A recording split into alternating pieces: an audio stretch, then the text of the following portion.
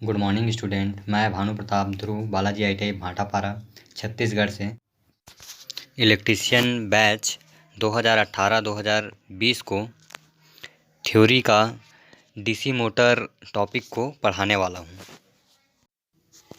सबसे पहले हम लोग डीसी मशीन का परिचय जान लेते हैं।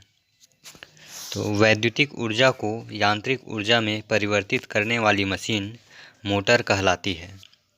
डीसी सप्लाई से यांत्रिक ऊर्जा उत्पन्न करने वाली मशीन डीसी मोटर एवं एसी सप्लाई से यांत्रिक ऊर्जा उत्पन्न करने वाली मशीन एसी मोटर कहलाती है। डीसी मोटर वैद्युतिक शक्ति से प्रचालित होती है एवं उसकी शाफ्ट पर यांत्रिक शक्ति प्राप्त होती है। इस अध्याय में डीसी मोटर का विस्तारपूर्वक वर्णन किया गया है। डीसी मोटर की संरचना।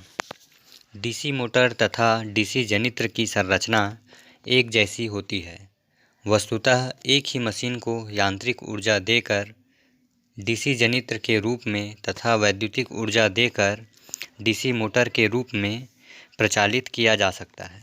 सामान्यतः डीसी जनित्र को ठंडा रखने के उद्देश्य से प्रयुक्त एंड कवर्स डीसी मोटर की बॉडी की अपेक्षा अधिक खुले हुए बनाए जाते हैं, परंतु शेष संरचना में कोई अंतर नहीं होता है। आगे हम लोग डीसी मोटर का सिद्धांत जान लेते हैं।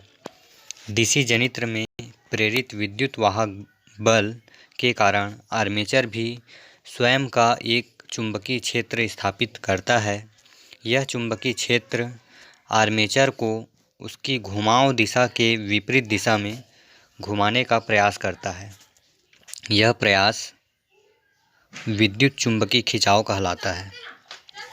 यह खिंचाव ही डीसी मोटर के आर्मेचर में घूर्णन के गति के रूप में यांत्रिक ऊर्जा उत्पन्न करता है। डीसी मोटर इसी विद्युत चुंबकीय खिंचाव के सिद्धांत पर कार्य करती है।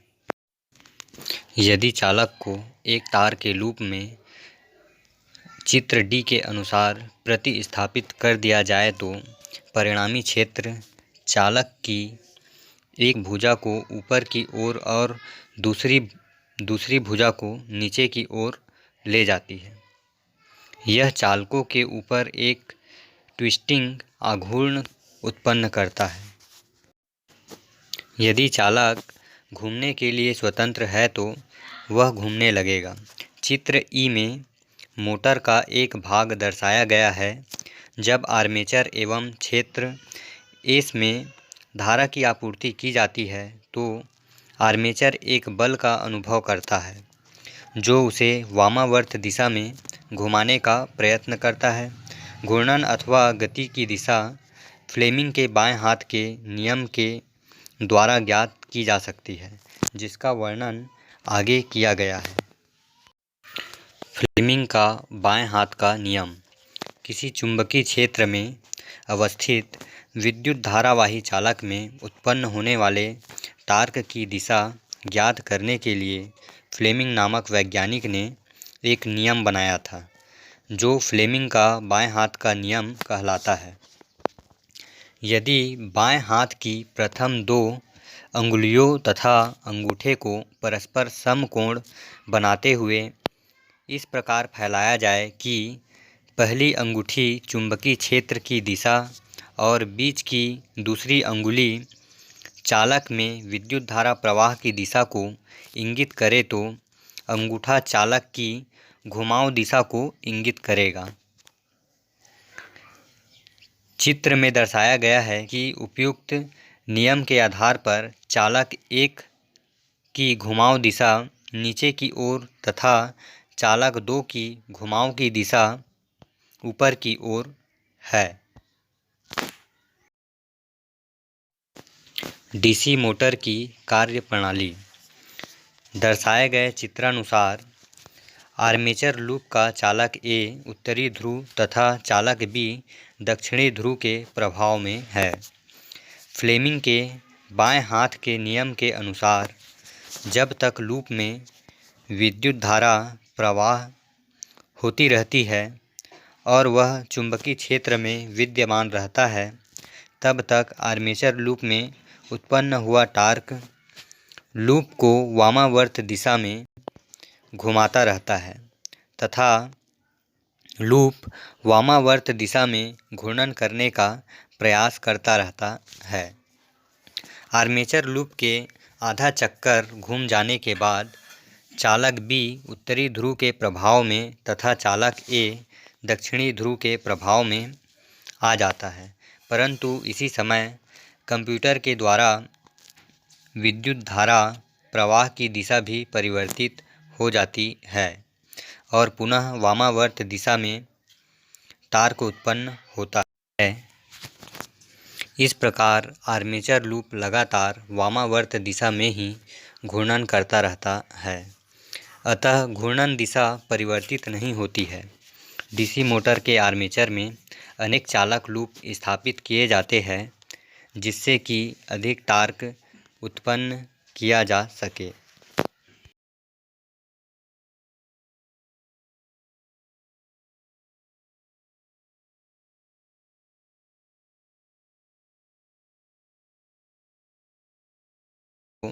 वह घूमने लगेगा। चित्र ई में मोटर का एक भाग दर्शाया गया है। जब आर्मेचर एवं क्षेत्र एस में धारा की आपूर्ति की जाती है तो आर्मेचर एक बल का अनुभव करता है जो उसे वामावर्त दिशा में घुमाने का प्रयत्न करता है। घूर्णन अथवा गति की दिशा फ्लेमिंग के बाएं हाथ के नियम के द्वारा ज्ञात की जा सकती है, जिसका वर्णन आगे किया गया है।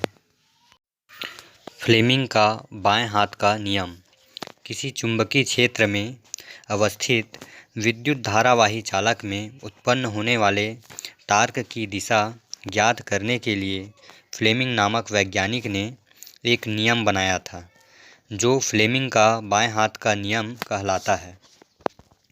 यदि बाएं हाथ की प्रथम दो अंगुलियों तथा अंगूठे को परस्पर समकोण बनाते हुए इस प्रकार फैलाया जाए कि पहली अंगूठी चुंबकीय क्षेत्र की दिशा और बीच की दूसरी अंगुली चालक में विद्युत धारा प्रवाह की दिशा को इंगित करे तो अंगूठा चालक की घुमाव दिशा को इंगित करेगा।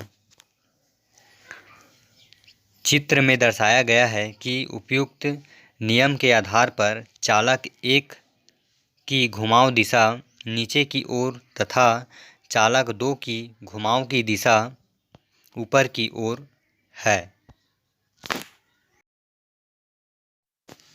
डीसी मोटर की कार्यप्रणाली दर्शाए गए चित्रानुसार आर्मेचर लूप का चालक ए उत्तरी ध्रुव तथा चालक बी दक्षिणी ध्रुव के प्रभाव में है। फ्लेमिंग के बाएं हाथ के नियम के अनुसार जब तक लूप में विद्युत धारा प्रवाह होती रहती है और वह चुंबकीय क्षेत्र में विद्यमान रहता है, तब तक आर्मेचर लूप में उत्पन्न हुआ टार्क लूप को वामावर्त दिशा में घुमाता रहता है तथा लूप वामावर्त दिशा में घूर्णन करने का प्रयास करता रहता है।